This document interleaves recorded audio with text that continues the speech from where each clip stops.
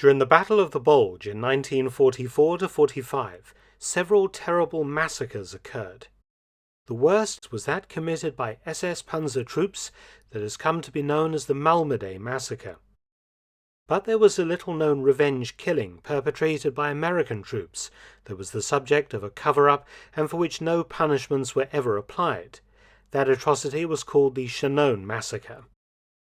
The aim of the Ardennes offensive was for two German panzer armies, the 5th and 6th, to tear a hole in the Americans' thinly held front lines that ran through the mountainous and forested Ardennes region of Belgium and Luxembourg, reach the Meuse River and then break out into good tank country beyond and reach and recapture the inland port of Antwerp, a major Allied supply base. If successful, Operation Wacht am Rhein, or Watch on the Rhine, would see the US and British armies cut in two, and many US divisions destroyed or badly mauled, and the Allied supply situation completely disrupted. The leading breakthrough force in the vanguard of the 6th SS Panzer Army was Kampfgruppe Piper, a heavily reinforced armoured battle group with Panther, Mark IV and King Tiger tanks and Panzer Grenadiers, tasked with finding a route forward to the Meuse River and on to Antwerp.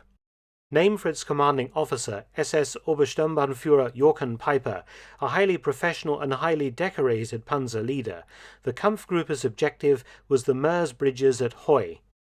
The bulk of Piper's force came from the 1st SS Panzer Division Leibstandarte SS Adolf Hitler, the elite of the SS. The advance was difficult, involving several battles with rearguard US forces, appalling secondary roads in bad weather, and delays to Piper's carefully worked-out timetable that bred frustration in him and his officers.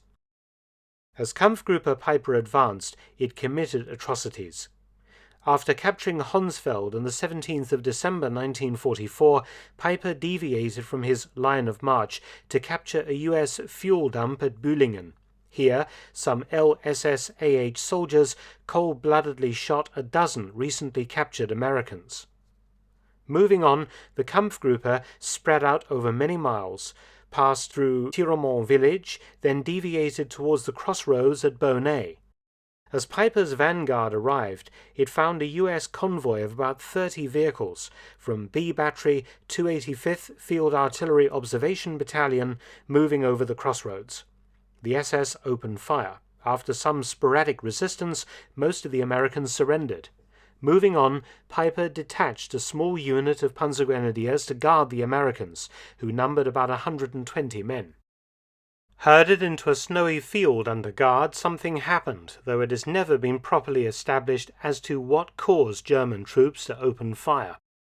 Some witnesses and historians maintained that an order was given to cold-bloodedly kill the POWs, while others suggest that young and inexperienced SS Grenadiers opened fire when some Americans tried to escape.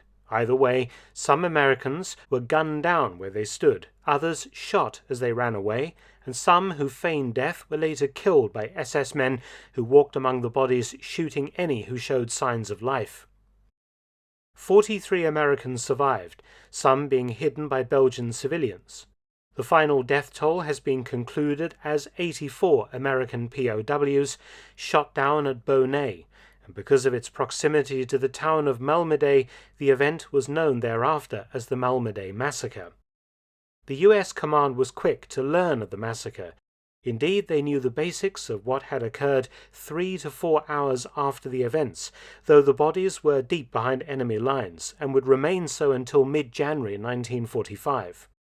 Very quickly, news of the massacre was circulating unofficially among US units then fighting hard to try and stop the German advance. Such was the fury that the massacre engendered among GIs that some officers took it upon themselves to order their men to take no SS prisoners alive. They were instead to commit war crimes, as illegal as those already committed by some of Piper's men.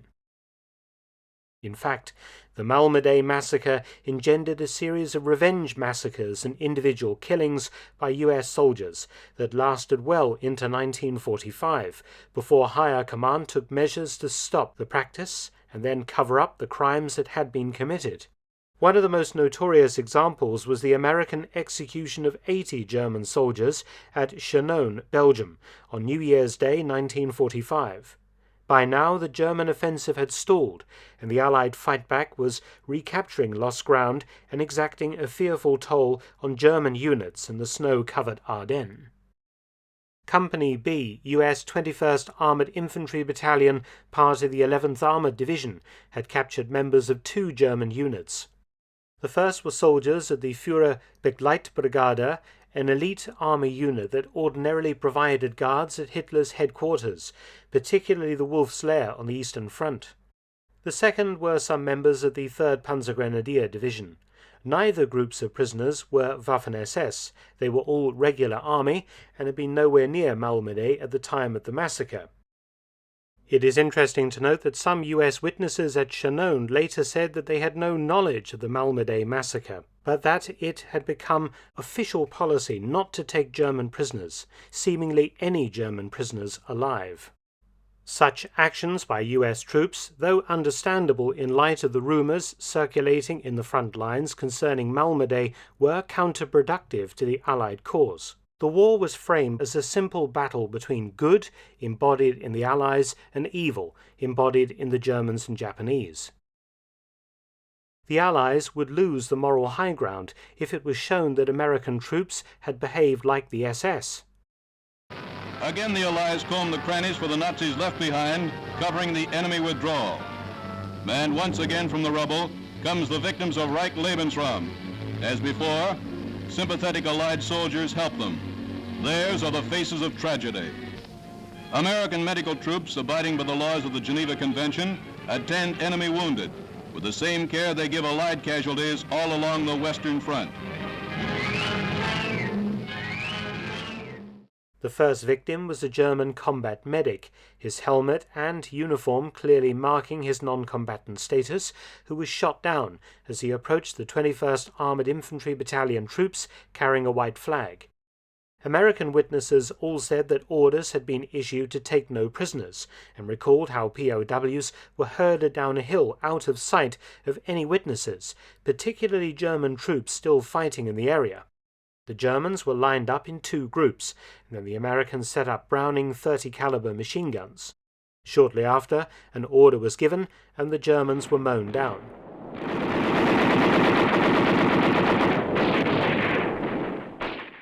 The massacre didn't sit well with some witnesses, including Staff Sergeant John W. Faig of B Company, who wrote, quote, "We were committing the same crimes we were now accusing the Japs and Germans of doing," unquote.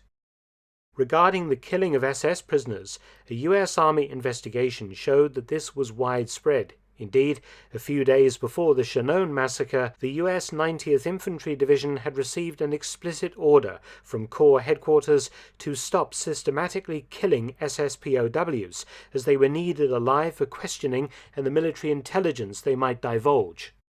So what was done about the Malmedy and Chenogne massacres? When General George S. Patton learned of what had occurred at Chenogne and elsewhere, his comment in his diary was, quote, "I hope we can conceal this," unquote. That is exactly what happened. Such Allied massacres were ordinarily covered up.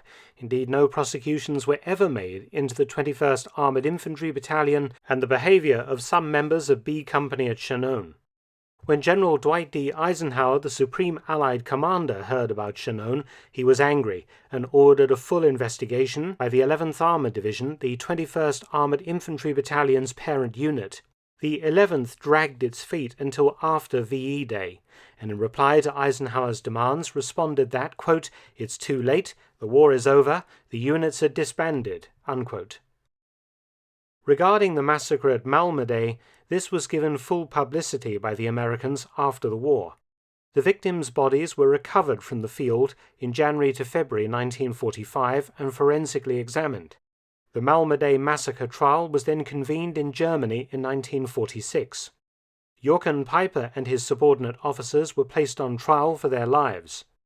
Die Masse seines Bataillons blieb in Honsfeld. The majority of his battalion remained in Hansfeld. Taubert selbst mit einigen Soldaten habe ich gesprochen, ungefähr 1 Kilometer westlich von Honsfeld. I talked to Talbot personally and some of his men about 1 kilometer west of Hansfeld. Und ungefähr eine Kompanie, welche vergessen hatte, von unseren Panzern abzusteigen, fuhr mit mir bis nach Claglais und Stoumont durch. And about 1 company, which had forgotten to dismount from our tanks, drove with us through Stoumont and Laglaise.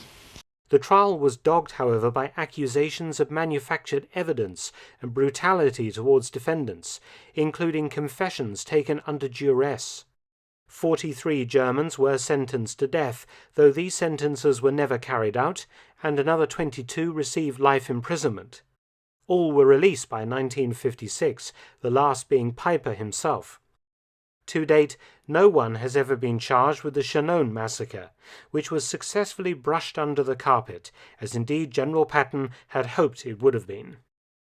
German war crimes have rightly been confronted, the offenders in many cases punished, and the crimes themselves widely publicized. The same cannot be said of criminal acts committed by some in the Allied forces. Thanks for watching. Please subscribe and share, and also visit my audiobook channel, War Stories with Mark Felton. You can also help to support both of my channels at PayPal and Patreon. Details in the description box below.